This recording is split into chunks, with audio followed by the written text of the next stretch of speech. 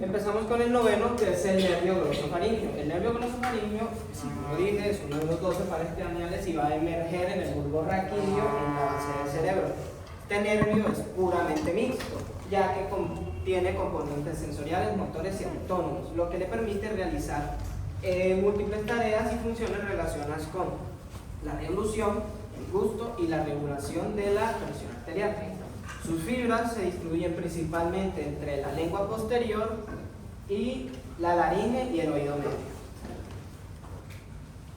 Hablando sobre el origen aparente, tenemos que el nervio glosofaríngeo se localiza en la parte posterior del bulbo raquídeo, emergiendo en el sector retroolivar. Más específicamente, pueden ver en esta imagen, surge como pequeños filetes que visiblemente se ven como entre 2 y 3 milímetros por detrás del surco retroolivar. La médula oblongada situándose por encima del surco donde van a emerger el nervio vago y el nervio accesorio. Entonces miren que por eso la exploración es en conjunto, aunque cada uno de ellos, bueno, hay cositas que comparten, pero y los recorridos pues también son diferentes, pero emergen por el mismo sitio y se pueden explorar juntos. Ya hablando sobre el origen real, tenemos que el origen real se va a encontrar situado en varios núcleos de la médula oblongada dentro del tronco encefálico, dado, como lo dije anteriormente, que es un nervio mixto. Sus fibras van a provenir de diferentes puntos. Tenemos el núcleo antiguo, este de aquí, este se va a compartir con el nervio vago y accesorio.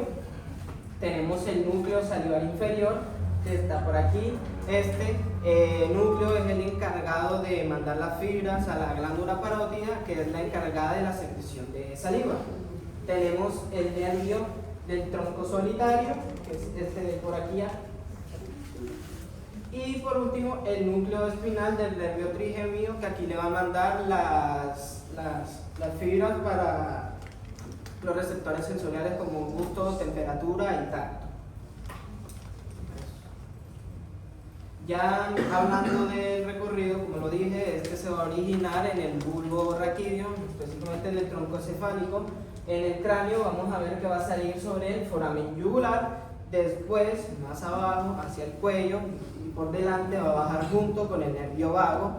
Se va a situar en un hueso que se llama procesos teloides, que está justo detrás de la oreja y también conjunto con el músculo estilofaríngeo, que es el que está por la garganta.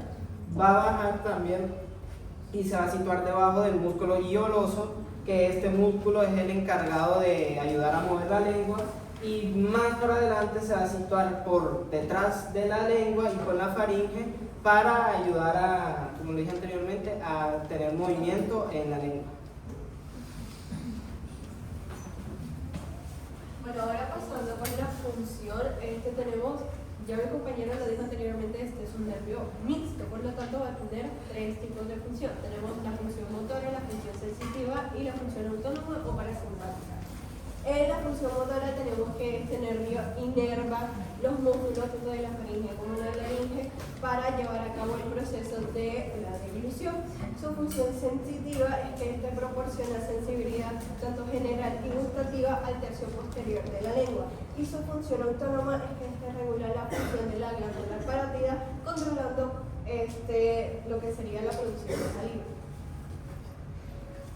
Ahora bien, con la exploración clínica, la exploración clínica del nervio glosofaríngeo es que aquí se centra más que todo en lo que sería el reflejo nauseoso, la sensibilidad gustativa del tercio posterior de la lengua y lo que sería la elevación simétrica del paladar. Antes de iniciar lo que sería la exploración, primero se le explica al paciente qué es lo que vamos a hacer a continuación y vamos a tocar la faringe con un depresor del reflejo nauseoso y se le va a pedir al paciente que diga A para observar la úvula, a ver si está centrada o llega a tener algún tipo de afección. Aquí también nos puede verificar lo que sería el gusto en la lengua con un hisopo. Aquí también se le pueden poner al paciente distintos tipos de sabores ingredientes que los identifiquen. Acuérdense, perdón, cuando hicimos la exploración de los 2 tercios anteriores de la lengua que los inerva aquí,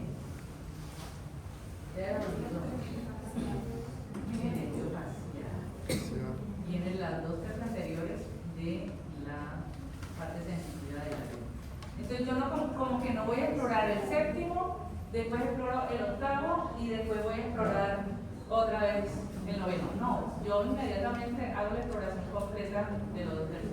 Y los 2 tercios posteriores de la lengua, ¿qué sabores debo probar? Porque es que no es ponerlos todos. Pero decimos, creo que la lengua tenía ahí las diferentes zonas donde las papilas tienen especificación a los sabores. ¿Cuáles son? Dulce, salado. El del tercio posterior. Claro, los sabores son dulce, salado, ácido, el umami y el amargo. Pero en los 2 tercios posteriores está el amargo y en los bordes está el salado. En la punta está el dulce y en el centro el umami. Para que tengamos allí, porque no es colocarle todo. El paciente, vamos a buscar específicamente esas regiones que se describen ahí. Entonces yo, cuando hago la exploración, incluso cuando hago la exploración de la lengua del último par, tengo que hacer la exploración como del segmento, ¿sí me van a entender? Yo no hago la valoración del par como tal, sino del segmento corporal, que puede estar involucrado varios pares. ¿Sí? Entonces ya podría describir si hay una alteración del tercio posterior. Bueno, ese no es del séptimo, sino de la parte de acá del glosofaringeo. ¿Listo? Bueno, ahora pasando por lo que serían las patologías, tenemos la neuralgia del glosofaringeo, que es una afección muy poco común, en el cual se presentan bastantes episodios repetitivos de dolor intenso, tanto en lo que sería la lengua, la garganta, el oído y las amígdalas. Esto se debe pues a una irritación en el mismo nervio. Como ya lo dije anteriormente, este es un dolor de tipo punzante, el cual ocurre en un lado de la cara, en la parte posterior de la garganta, en la parte posterior de la lengua, el oído y la región anterior. Y la otra patología sería la parálisis del glosofaringeo. Esta afecta directamente al funcionamiento del nervio, causando pues una dificultad al tragar, en este caso disfagia, pérdida del reflejo nauseoso, la alteración del gusto del tercio posterior de la lengua y del paladar, y posiblemente una disfunción de la glándula parótida. Las causas pueden ser un accidente cerebrovascular, lesiones pulmonares o infecciones.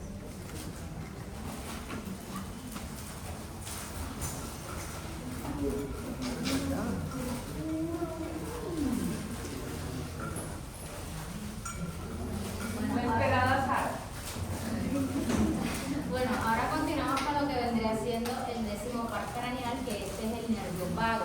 Este es conocido como el nervio neumogástrico, ya que este es el nervio más largo y complejo de los pares craneales y es el más importante del sistema nervioso parasimpático, regulando funciones como el latido cardíaco, la temperatura y la digestión.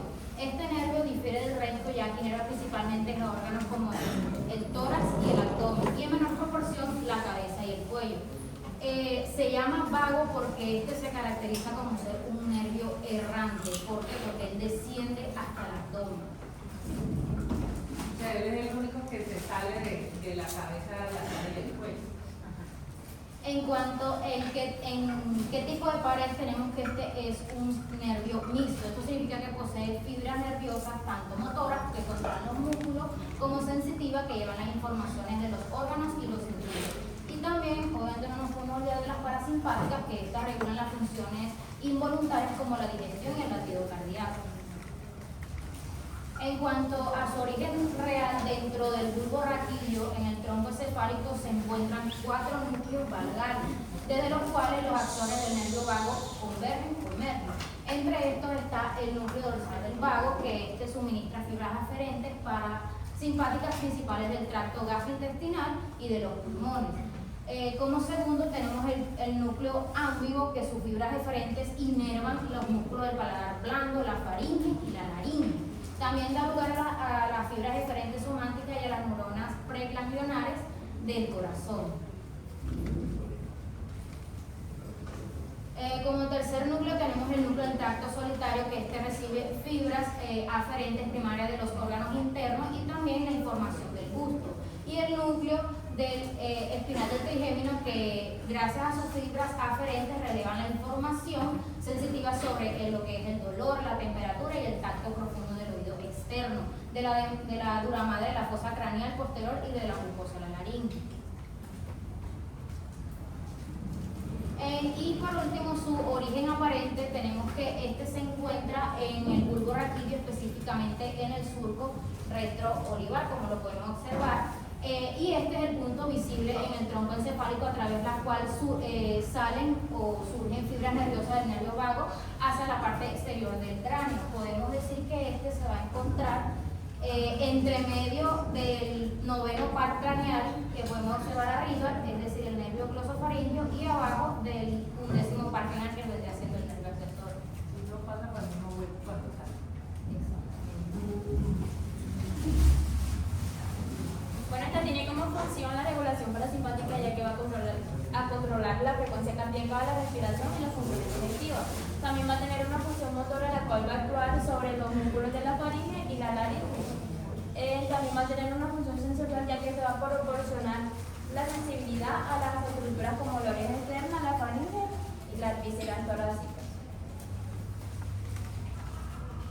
Dentro de su recorrido tenemos que, casi igual al nervio anterior, el nervio vago va del bulbo raquídeo hacia el agujero yugular y también va hacia el cuello, donde vamos a encontrar la vaina carotidia. Luego, seguido a esto, va hacia el tórax, donde vamos a tener los plexos y los nervios laringeos recurrentes. Luego pasa hacia lo que es el abdomen y ahí vamos a encontrar los plexos parasimpáticos. Dentro de su exploración tenemos que se va a dividir en dos. Tenemos la exploración pasiva, donde se le va a impresionar la simetría del paladar en reposo. Y dentro de lo normal, el paladar y la úvula están centrados, mientras que cuando hay una alteración vamos a encontrar lo que es la hemiestafiloplegia. En esta el velo del paladar cae de un lado y la úvula se desvía hacia el lado sano, porque el lado afectado no se va a elevar. Tenemos la exploración activa. Aquí se le va a pedir al paciente que diga, como he dicho anteriormente, esto hace que se eleve el velo del paladar y la úvula, así permitiendo observar movimientos anormales y alteraciones como lo es la unilateral, que esta va a aparecer cuando el signo de la cortina es cuando el paladar cae hacia el lado afectado y la úvula se desvía hacia el lado sano. Y en la bilateral es cuando este es un poco más grave, ya que va con síntomas relacionados como es la disfagia y la voz nasal.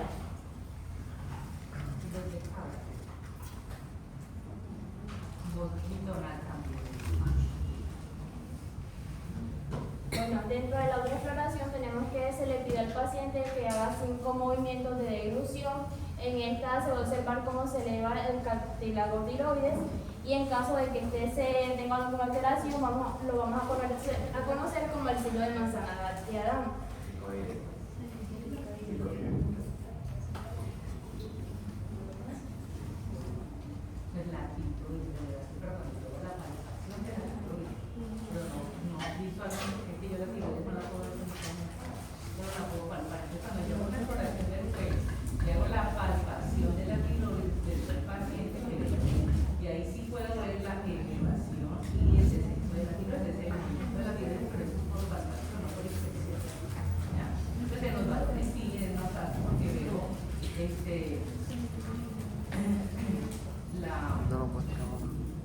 Veo la producción de ósea y puedo mirar la elevación también, pero es más fácil solamente decirle al paciente, o sea, yo hago la palpación y en la degustación el paciente puede concluir.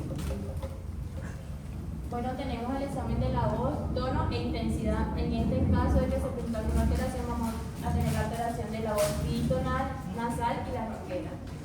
O de cabra también dice, voz bitonal o voz de cabra o voz nasal. Bueno, y tenemos por último la función simpática. En esto se va a explorar la frecuencia cardíaca y respiratoria. En caso de alteraciones tenemos que se van a presentar como la radicardia o bradicardia y los trastornos respiratorios y gastrointestinales. En la exploración de los signos o de las maniobras, perdón, en la exploración de las maniobras, la maniobra donde nosotros podemos hacer que disminuya el ritmo cardíaco, ¿cómo lo hago?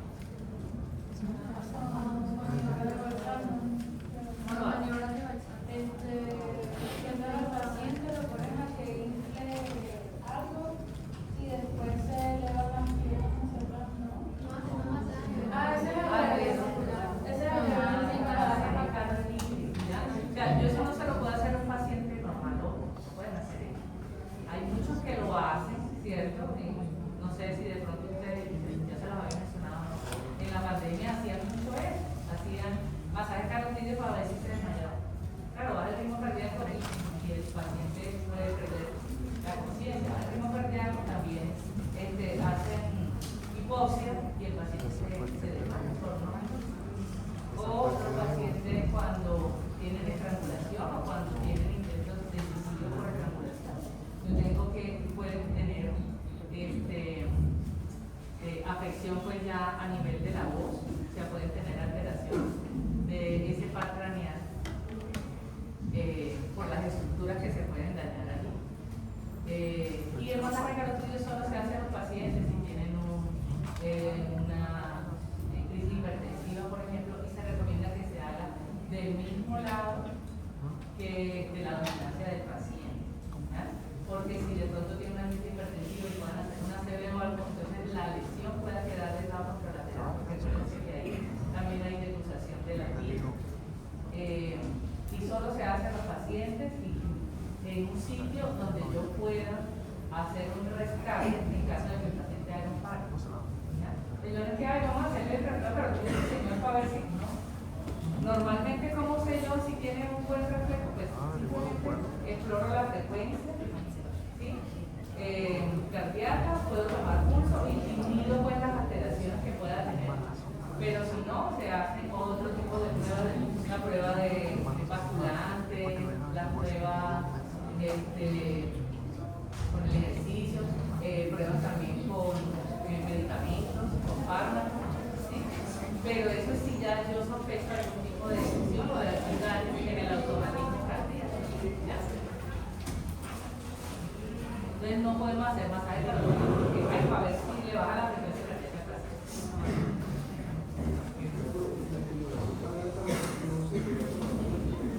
Sí, claro.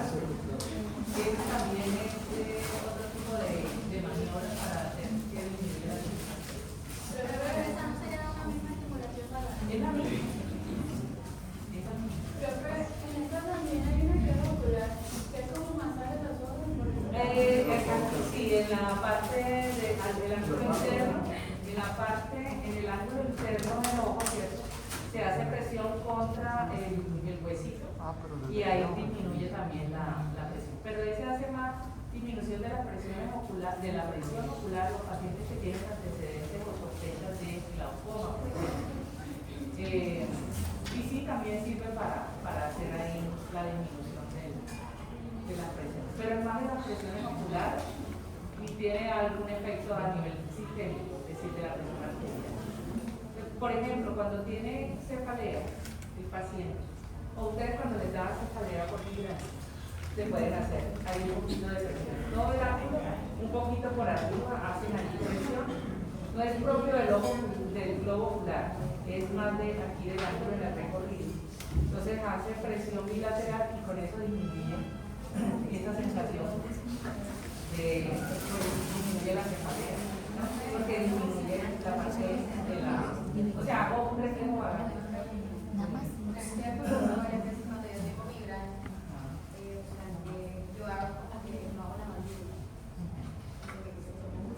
Entonces tienes que mirar si está haciendo presión, porque ahí no está involucrado el vaso. Tienes que mirar si la cefalea que tiene con una migraña. La migraña tiene una presentación migrañosa. La migraña tiene una presentación aural, es decir, tiene estímulos visuales, algunas veces auditivos, pero más son visuales, y produce enseguida la sensación del dolor de cabeza pulsar. Eso que haces tú, lo que tienes es una cefalea tensional. Entonces, tienes de pronto la articulación temporomandibular contraída y cuando la relajas, porque desciende la mandíbula, la relajas, elonga y deja de hacer presión en estos músculos temporales, que son los músculos de la masticación y se te quita.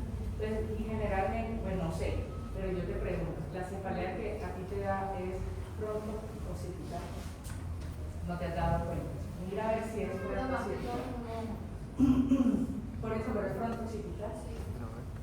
No es una no es vascular, es por tensión muscular. Y tiene que ver con la articulación muscular, que tiene que revisar con ácido.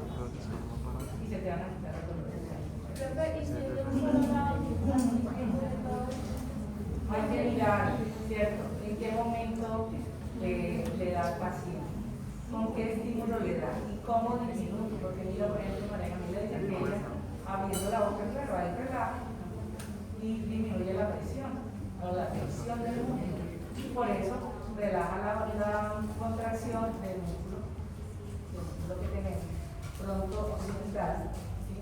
Y además como él tiene esa fascia que recorre toda la cabeza, entonces yo no que tengo migraña, le doy toda la cabeza, obvio, pero siempre es pronto occipital, o digamos la manifestación.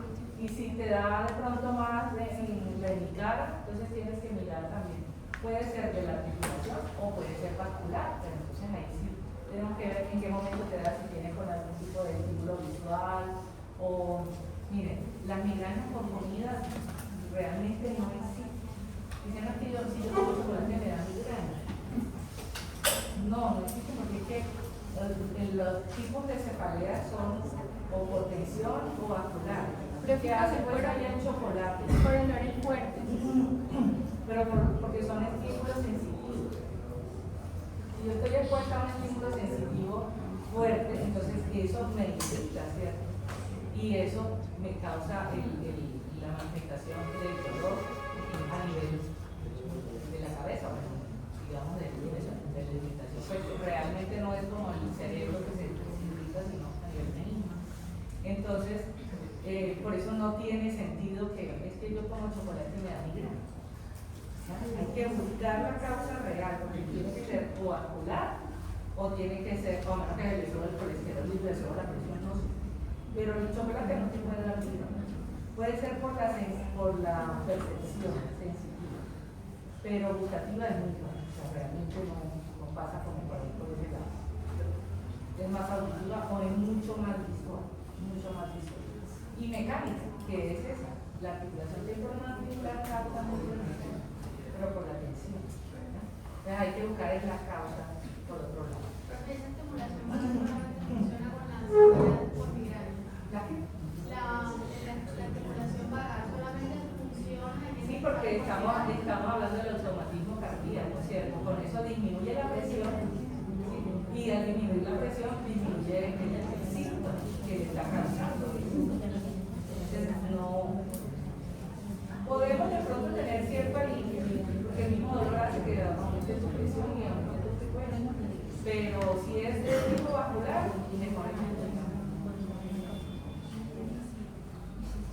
Faltaríamos un poquito, pero ya.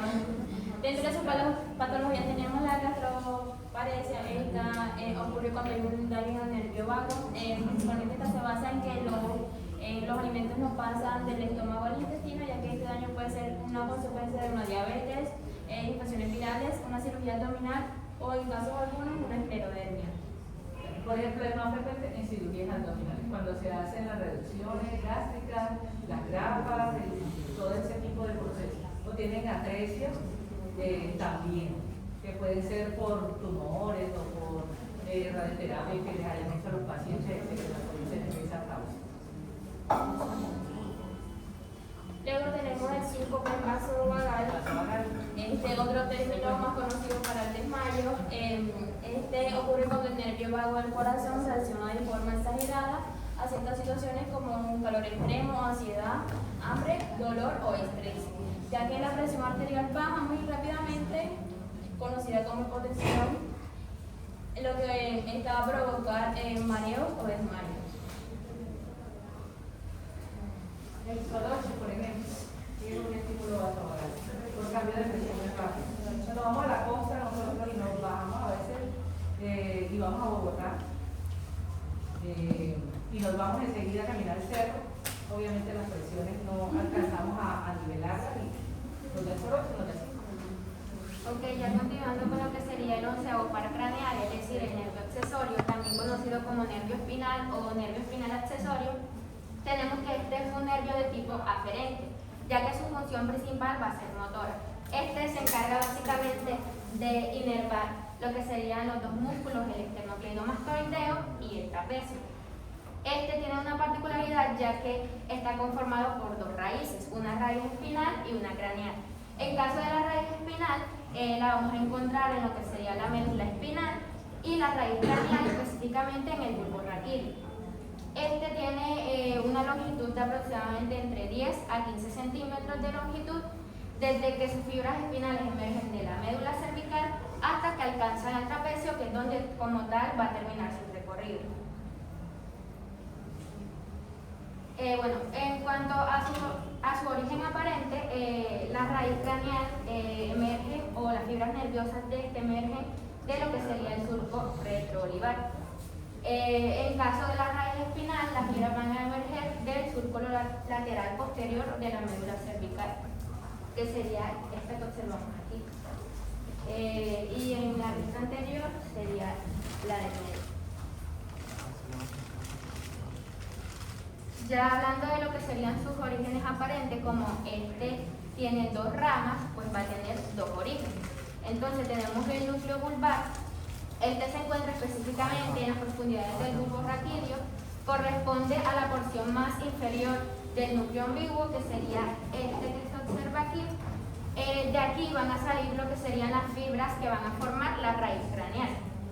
Anatómicamente hablando, este núcleo ambiguo se va a encontrar anterolateral a lo que sería el núcleo del nervio hipogloso, que sería este que está aquí, y también lateralmente y más cerca al núcleo dorsal del vago, que sería este que observamos aquí.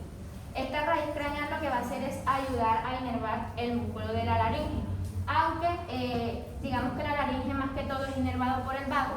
El accesorio también brinda un pequeño aporte en esto, que de eso les hablaré más adelante.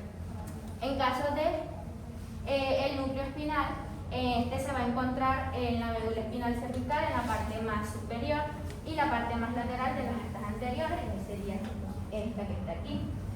De aquí pues vamos a encontrar las raíces que van desde la C1 a la C5, pero depende, porque en algunos libros suele aparecer que va de la C1 a la C7 y en otros de la C1 a la C4.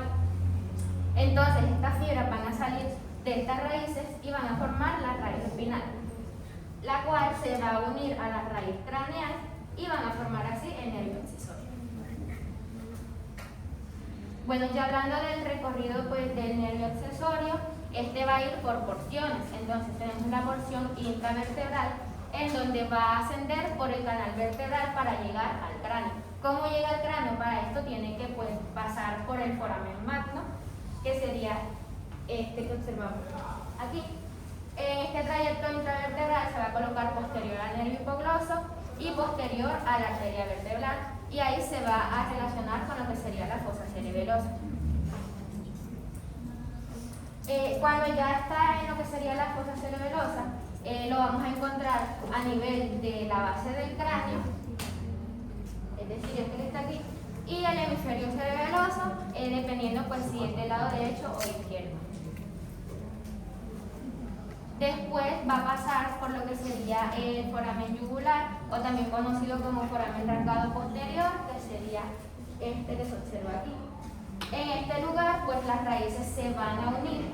Entonces, es como tal donde se va a unir y se va a formar el nervio accesorio. Entonces, digamos en la parte medial vamos a encontrar al nervio vago, pero más que todo usando esta imagen. Entonces, tenemos una vista anterior, una vista posterior, medial y lateral. Entonces, aquí encontramos el nervio accesorio y podemos observar que está medial a lo que sería el nervio vago. Acá encontramos el nervio glosofaríngeo, el cual pues en esta vista está de manera lateral. También se va a encontrar medial a lo que sería el bulbo superior de la vena yugular interna, que sería este que se observa aquí. Bueno, ya cuando pasa al espacio retroestíleo, que sería ya cuando sale, o sea, pasa por el foro yugular, y este sería el espacio retroestíleo. Entonces aquí se va a dividir en dos ramos terminales. Tenemos un ramo interno, que sería este, que es más corto y más delgado, y proviene como tal de la raíz craneal. Este ramo pues se va a unir aquí a lo que sería el ganglio inferior del nervio vago, para así pues llegar junto con este a la laringe. En cuanto al ramo externo, este pues suele ser un recorrido mucho más largo y más grueso, y este va a provenir pues de lo que sería la raíz espinal. Acá en esta visión podemos observar que pues, el nervio accesorio está lateral a la vena yugular interna y va a llegar unas raíces de este nervio a lo que sería el músculo esternocleidomastoideo para inervarlo a nivel de la C3. Ya después el nervio sigue descendiendo y va pasando como hacia atrás en lo que sería la región del cuello. Aquí se va a hacer superficial en el triángulo posterior del cuello, que sería este que se observa aquí. Aquí encontramos lo que sería el músculo elevador de la escápula. Entonces este nervio lo que va a hacer es aplicarse sobre él para brindarle inervación. Y terminaría en lo que sería la cara profunda del trapecio, también brindando la inervación. Bueno, en cuanto a las ramas de este nervio, pues tenemos los nervios que van para el músculo esternocleidomastoideo, en donde se van a unir las ramas anteriores de la C3, de la C2, la C3, se unen, siguen su recorrido y aquí se van a encontrar como tal con el nervio, el cual después va a seguir hacia lo que sería el músculo. En cuanto a los nervios para el músculo trapecio, también se van a unir ramas anteriores de la C3, la C4, siguen el recorrido hasta encontrarse con el nervio accesorio para darle así inervación al músculo trapecio. Y vamos a encontrar las ramas comunicantes, que son donde se van a unir, digamos, esto que yo le expliqué aquí, esto sería una de las ramas comunicantes donde se une este nervio con el ganglio inferior del nervio vago. Y lo que sería estas que están acá, que serían las ramas comunicantes del plexo cervical. Ya hablando de lo que serían las funciones, pues tenemos que en la porción craneal pues es de función motora para la laringe, como lo mencioné anteriormente. Esto lo que va a hacer es controlar la glotis para así ayudarla en el proceso de fonación y ventilación. Ya en cuanto a la porción espinal, va a ayudar en los movimientos de la cabeza y los movimientos de los hombros. En los movimientos de la cabeza, del cuello, el hueso. La cabeza se mueve, se mueve el cuello. Pero entonces, como la inervación no la da a la cabeza, sino a los músculos del cuello, del movimiento del cuello. entonces, como inerva el esternocleidomastoideo, pues tiene la capacidad de realizar movimientos de flexión y de rotación. Como inerva el trapecio, también tiene la capacidad de lo que serían los movimientos de extensión. También cuando hay una contracción de lo que es el trapecio y el esternocleidomastoideo, se da lo que sería la flexión lateral. En cuanto a los movimientos de los hombros, pues como inerva el trapecio, eleva la escápula, que es ese movimiento como de elevación de los hombros. Y también rota lo que sería la escápula hacia arriba, lo que va a permitir que pues, la persona pueda levantar la mano por encima de lo que sería la cabeza.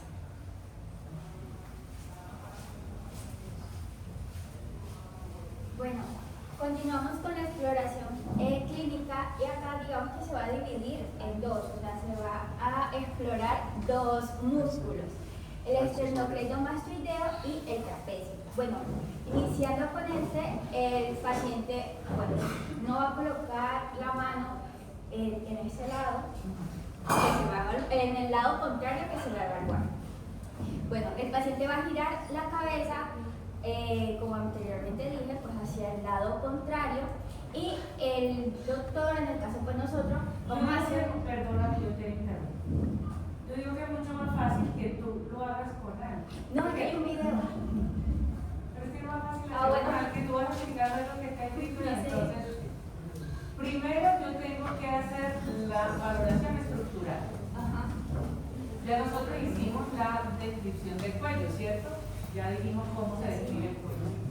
Entonces tengo que ver la simetría, el tamaño, si no tiene ningún tipo de alteración, cuando yo lo palpo, que no haya ningún tipo de contractura, ¿cierto? Lo pliegues, ¿cierto? Lo otro que yo tengo que hacer es esta exploración en dos etapas, ¿cierto? La tengo que hacer para poder ver todo eso y la otra de forma activa con el paciente. Es decir, yo le digo al paciente que mueva la cabeza hacia el lado derecho, hacia el lado izquierdo. Porque pues sí, la cabeza se mueve, pero no por el movimiento del cuerpo. Yo me voy a valorar el que se nos mueva él hacia la derecha, hacia la izquierda, de forma activa. Y luego yo lo hago pasivo. Pasivo es que yo voy a hacer el movimiento. Eso es lo que tú dices. Y luego la fuerza. Porque una cosa es el movimiento y la otra es la fuerza. Ajá. Sí, pero es más fácil decirlo. Es como explicar las etapas. Primero, pues para mirar la simetría y todo, el reposo del paciente. Entonces le digo al paciente que se siente derecho, con los pies bien colocados y derecho. Y que mire el fondo.